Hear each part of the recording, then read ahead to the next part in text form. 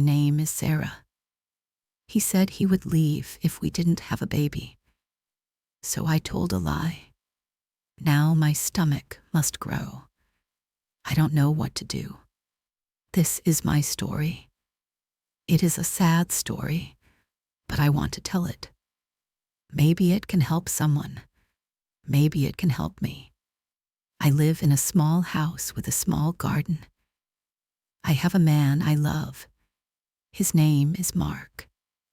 I love him very much. When he smiles, my heart feels warm. When he holds my hand, I feel safe. We have been together for 3 years. 3 happy years, or so I thought. Our life was simple. We would wake up together. He would make coffee. I would make breakfast. We would sit and talk. We would laugh. In the evening, we would watch movies. We would cook dinner together. It was a good life. A simple, quiet life. I was happy with this life. I thought he was happy too.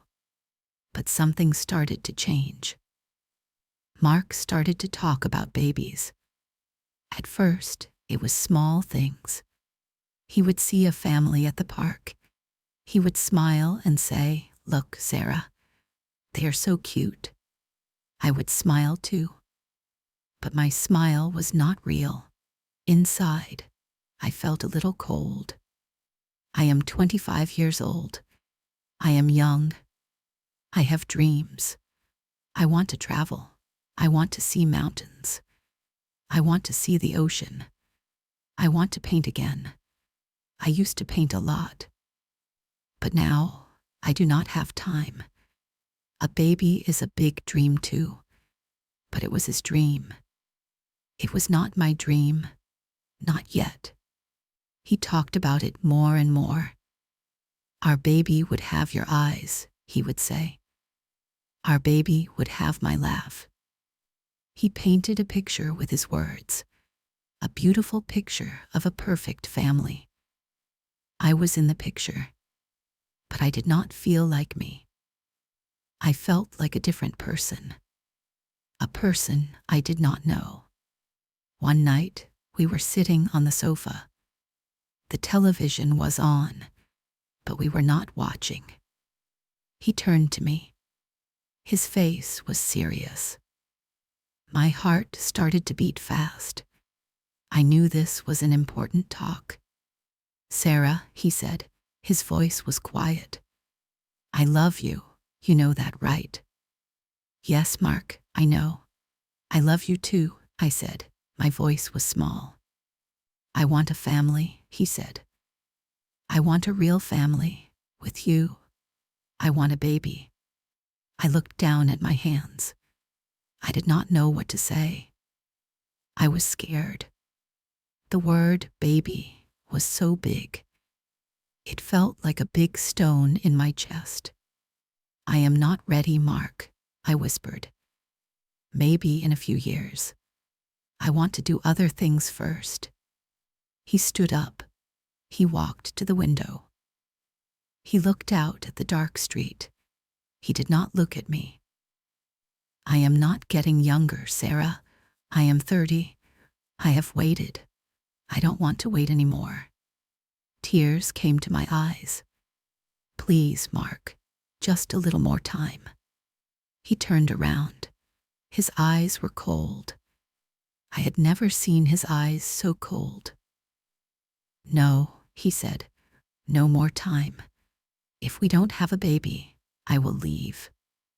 The room was silent. The only sound was my own heart. It was beating like a drum. Leave. He would leave me. My whole world felt like it was breaking. I could not imagine my life without him. Waking up alone. Eating breakfast alone. The quiet house. The empty space in the bed. I felt a deep fear. A cold, dark fear. It filled me up. It pushed out all my other thoughts. My dreams of mountains and oceans disappeared.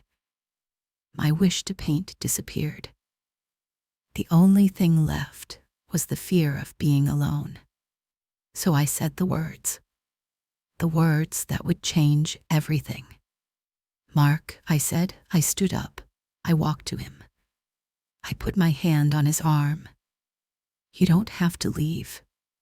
He looked at me. His face was hard.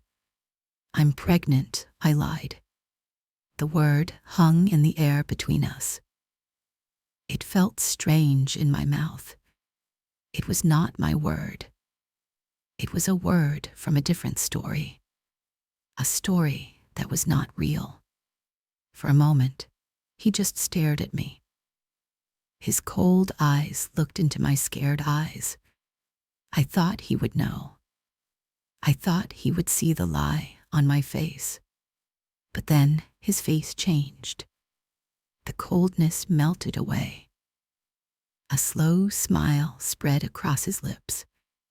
It was the smile I loved, the smile that made my heart warm. "Really?" he whispered. "Are you telling me the truth?" "Yes," I lied again. The second lie was easier than the first.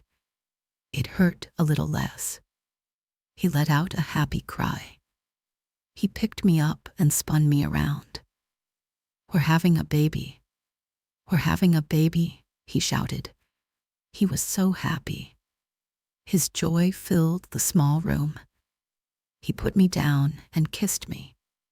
He kissed my face, my hair, my hands. His happiness was like a bright light.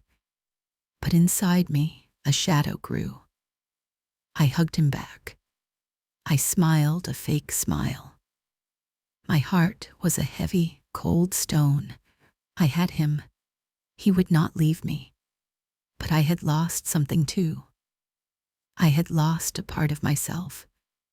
The honest part. The next morning, everything was different. Mark woke up smiling. He made me breakfast in bed. "You need to rest," he said. "You are carrying our baby now." He touched my stomach, my flat, empty stomach. I felt a chill run through me. He went to work. He kissed me goodbye. He held me for a long time. "I love you so much, Sarah," he said. "You have made me the happiest man in the world." When he left, I went to the bathroom. I looked at myself in the mirror. Who was this person? Who was this woman with sad eyes and a lying mouth? I did not know her. I washed my face with cold water. "You can do this," I whispered to the girl in the mirror. "It will be okay." But I did not believe it. The first few weeks of my fake pregnancy were strange. Mark treated me like I was made of glass. He cooked every meal. He cleaned the house. He told me to sit on the sofa and relax. He bought me books about babies. He read them out loud to me every night. I would listen and nod and smile. Inside, I was screaming. He wanted to tell everyone. I said we should wait. "It's too early," I said. "It's our little secret for now." I wanted to keep the lie small. A small lie feels easier to hold. A big lie is heavy. It can crush you. But Mark could not keep the secret. He was too excited. One weekend, he took me to his parents' house. I did not want to go. His mother, Mary, was a kind woman. She always looked at me with warm eyes. I was scared she would see the truth in my eyes. We sat at their dinner table. Mark was so happy. He was almost bouncing in his chair. "Mom, Dad," he said, his voice full of joy. "We have some amazing news." He took my hand. His hand was warm. My hand was cold and sweaty. "Sarah is pregnant," he announced. His father, Tom, smiled a big smile. He clapped Mark on the back. "Congratulations, son. That's wonderful news." Mary's face lit up. She got up from her chair and came to me. She hugged me tightly. "Oh, Sarah, a baby. I am going to be a grandmother." She had tears in her eyes. Happy tears. Her hug felt warm, but it also felt like a trap.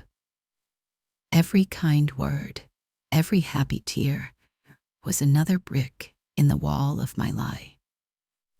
I was building a prison around myself. "I am so happy for you both," Mary said, holding my hands. "You will be a wonderful mother." Her words were like a knife in my heart. A wonderful mother. I was a liar. I smiled and said thank you. The words felt like ash in my mouth. After that day, the lie was no longer small. It was big. It was real to everyone except me. Friends called to congratulate me. Our neighbors brought us a small gift. A pair of tiny yellow socks. I held them in my hand. They were so small, so real. My baby was not real, but these socks were. I put them in a drawer and closed it. I did not want to see them. As weeks turned into a month, a new problem started. A big problem. My body was not changing. My stomach was still flat. A pregnant woman's body changes. Everyone knows that. Mark started to notice. "You don't look pregnant yet," he said one day. It was not a question. It was just a thought. But it sent fear through me. "Some women don't show for a while," I said quickly. I had read that online. The internet became my teacher. I searched for everything about pregnancy. What to eat, how to feel, how to look. I started to act pregnant. In the morning, I would run to the bathroom. I would make sounds like I was sick. I would splash water on my face. Then I would walk out, looking tired. "Morning sickness," I would say with a weak smile. Mark would rush to my side. "Oh, my poor Sarah. Can I get you anything? Some tea, some crackers." He was so kind. His kindness made the guilt worse. Every time he cared for me, he was caring for a lie. Then came the doctor. Mark wanted to go with me to the first doctor's visit. He wanted to hear the baby's heartbeat. "I made an appointment," he said one evening. He was holding a piece of paper with a doctor's name on it. My blood ran cold. I could not go to a doctor. A doctor would know in 1 minute. A doctor would say the words, "You are not pregnant." I had to think fast. "Oh," I said, trying to sound normal. "I already made an appointment with a different doctor. A doctor my friend told me about. She is very good." "Okay," he said, looking a little disappointed. "When is it? I will come with you." No, I said quickly. "The first visit is just for me. You know, women's things.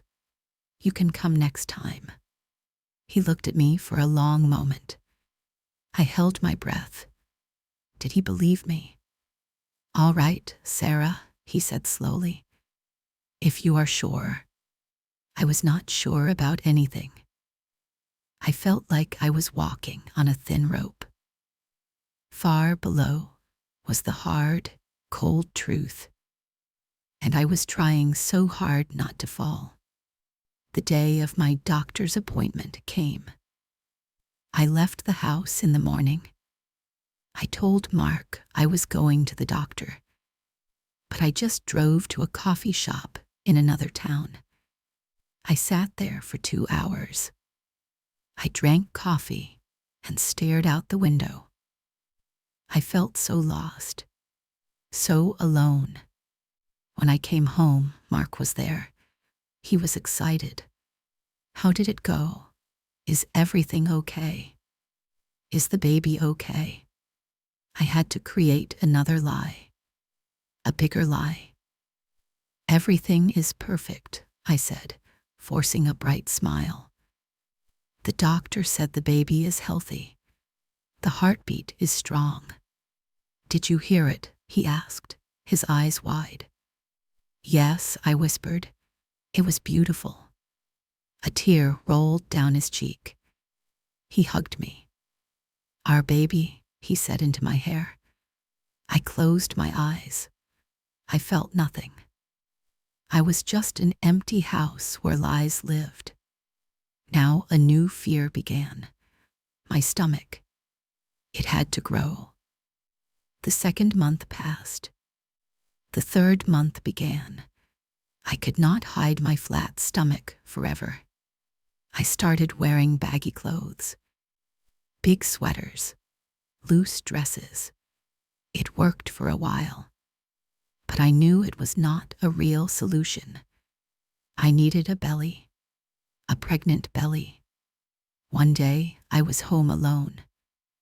I was looking online. I was looking at photos of pregnant women, their round bellies, their happy smiles. I would never have that. Then I saw something, an advertisement. It was for a fake pregnancy belly. It was made of silicone.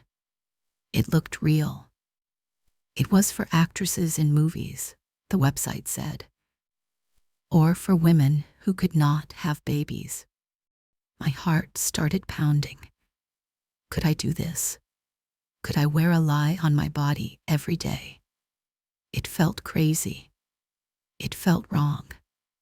But what other choice did I have? The lie was a living thing now. It needed to be fed. It needed to grow. My real stomach was not growing, so I had to give the lie a fake one. I bought it. I used a secret credit card. I had it sent to my friend's house. I was too scared to have it come to my own house. What if Mark saw the box? My friend Lisa knew my secret. She was the only one. At first, she was angry. Sarah, this is insane. You have to tell him the truth. I can't, Lisa, I cried. He will leave me. I will have nothing. She looked at me with sad eyes. You have yourself, Sarah. Isn't that enough? Her words stayed with me. But the fear was stronger than her words. The day the box arrived, I went to Lisa's house. My hands were shaking as I opened it. Inside was the belly. It was soft and skin-colored. It felt heavy. It felt real. Lisa watched me. She said nothing. Her silence was louder than her anger. I took it home. I hid it in the back of my closet, under a pile of old blankets. That night, I could not sleep. I knew the belly was there. It was a monster hiding in the dark. The next morning, I tried it on. I stood in front of the full-length mirror. I strapped the silicone belly to my own flat stomach. I pulled my dress down over it. I looked pregnant. I stared at my reflection. It was me, but it was not me. My face was the same. My eyes were the same, but my body was telling a lie. A big, round lie. I looked like a stranger. A pregnant stranger. I took it off quickly. My heart was hurting. This was my new life, a life of secrets and silicone. I started wearing it every day.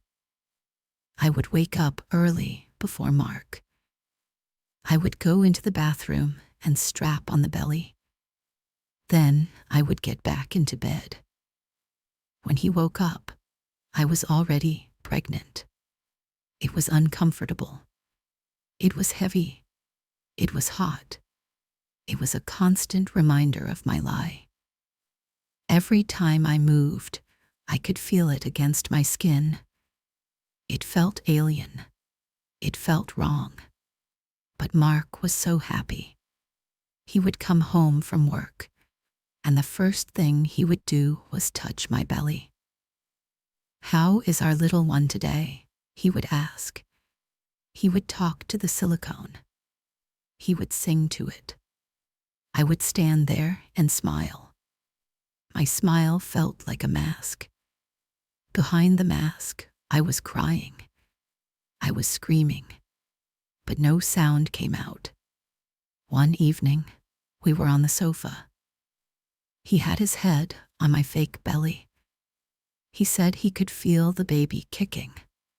"Did you feel that, Sarah?" he said, his voice full of wonder. The baby kicked. I felt nothing. Of course, I felt nothing. It was a piece of plastic. Yes, I lied. I felt it.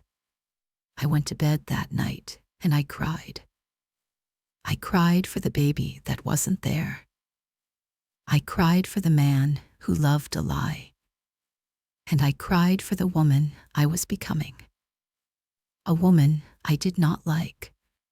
A woman I did not respect. Living with the fake belly was a job. A hard, stressful job.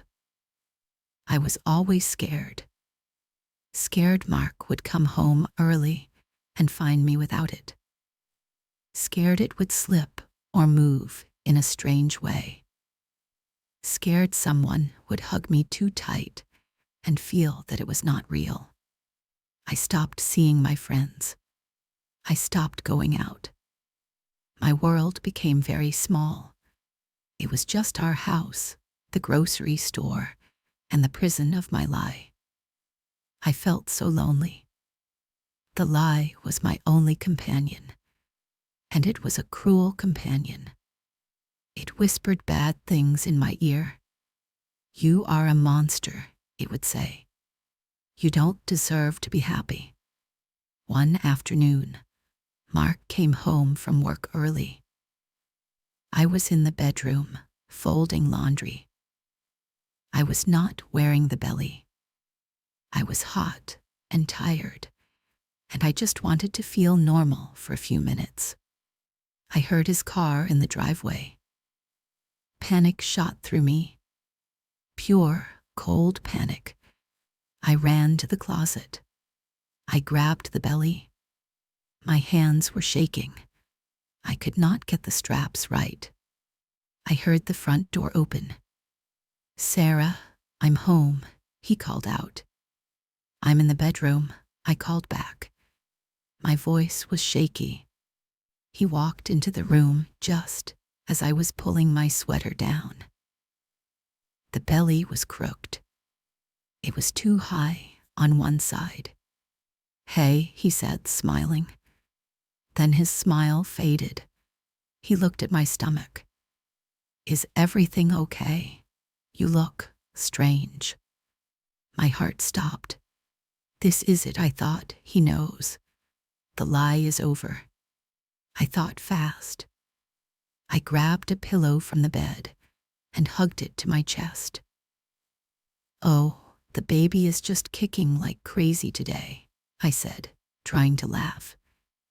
"It keeps moving all around. My belly looks funny sometimes." He watched me for a long moment. I could not read his expression. Was it suspicion? Or just concern? "Okay," he said slowly. "Well, try to rest." He came over and kissed my forehead. His lips felt cold. He left the room. I sank onto the bed. My whole body was trembling. I had escaped. But it was not a victory. It was just another day of survival in my own prison. That night, I knew something had to change. I could not live like this anymore. The lie was eating me alive. It was destroying me from the inside out.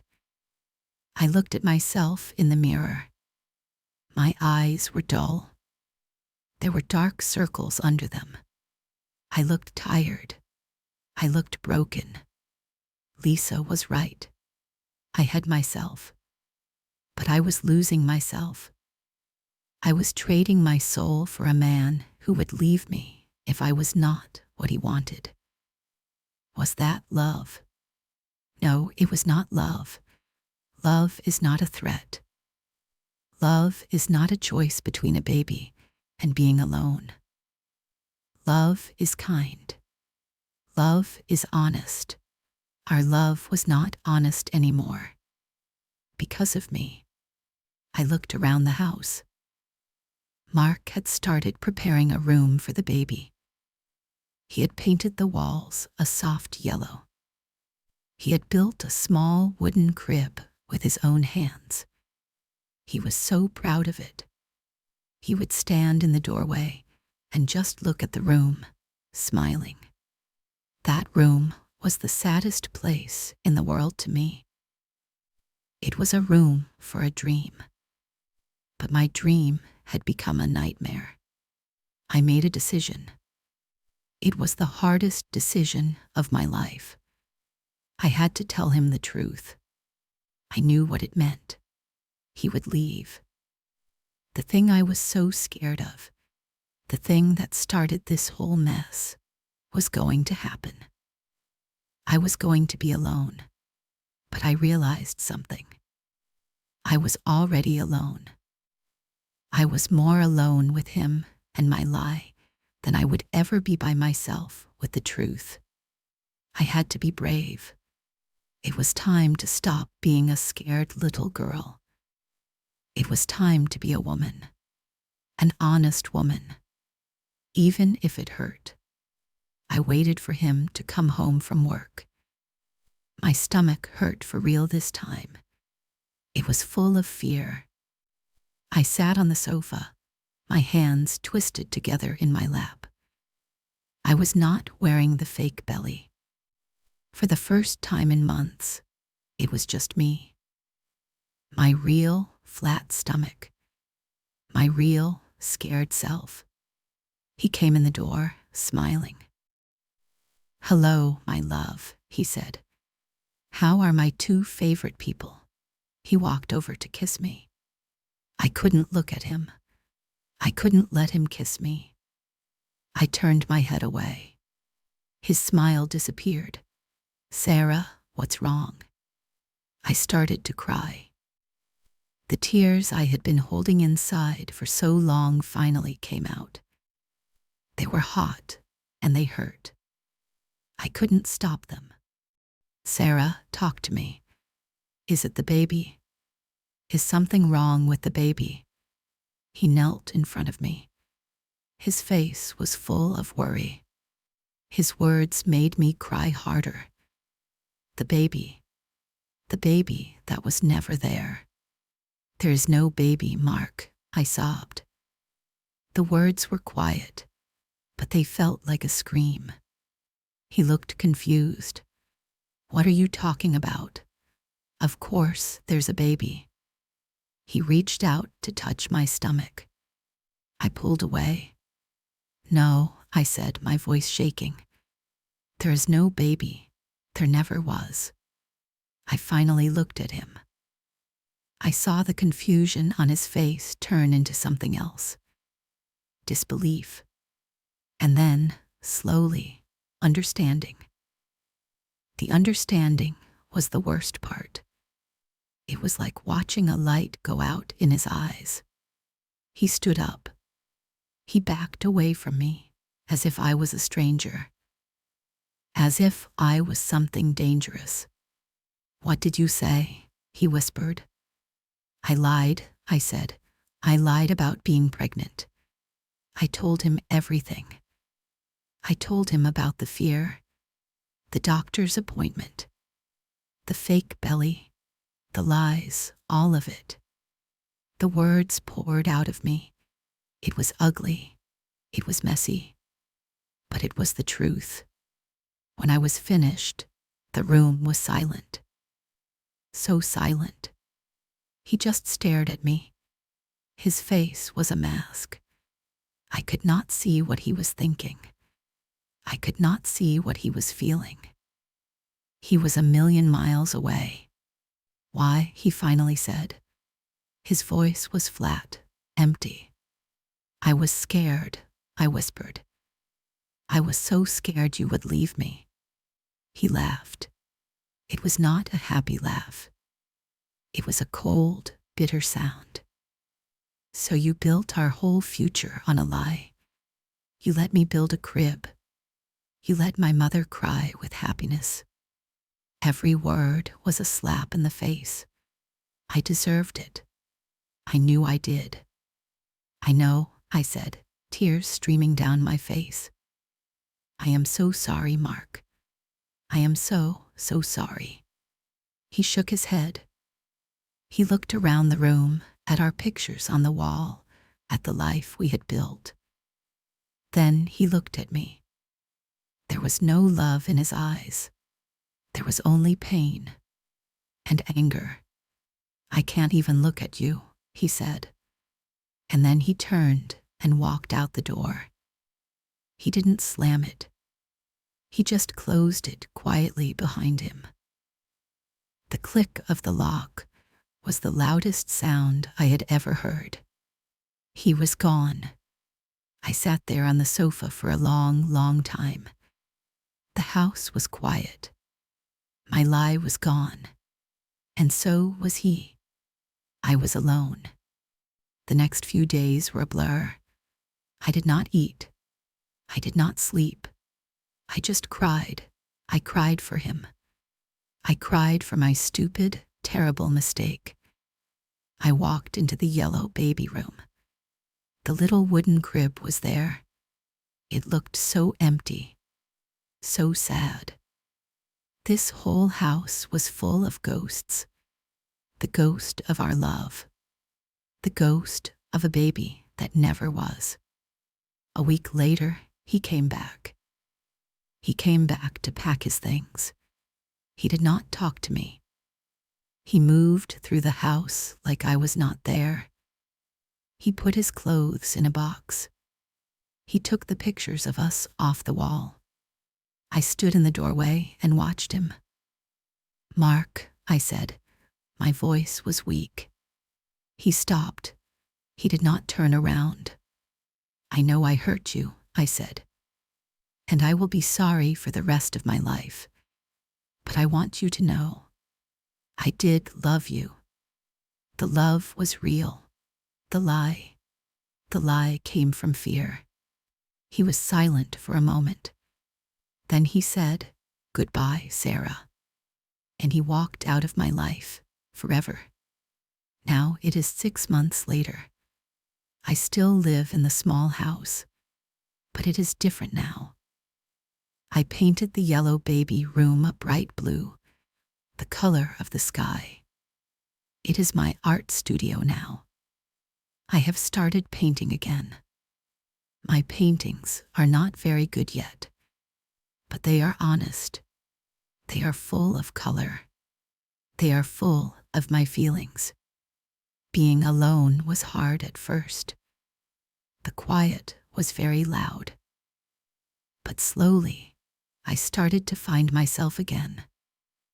The real me, not the person who lies, not the person who is scared. I learned a very hard lesson. You cannot build happiness on a lie, and you cannot force someone to love you. Love that comes with a condition is not real love. A person who says, "I will leave you if," does not truly love you for who you are. I was so afraid of being alone. But now, I know that being alone is better than being with someone who makes you betray yourself. I am learning to love myself first. I am learning to be brave. My life is quiet now. It is simple. I have my paints. I have my small garden. I have my friend Lisa. I am starting over. It is not easy. Some days are still sad. I still miss him sometimes. I miss the good times, but I do not miss the lie. I am free from the lie. And that freedom is a beautiful thing. It is okay to be scared. It is okay to make mistakes. We all do, but you must be honest, first with yourself, and then with others. The truth can hurt, but a lie hurts forever. I am Sarah, and this is my story. It is a sad story, but it is also a story of hope. Because now I am finally telling the truth. I am finally me, and I can do this. I can build a new life, a real life. You can do this too. Whatever you are scared of, you can face it. You are stronger than you think. Keep going.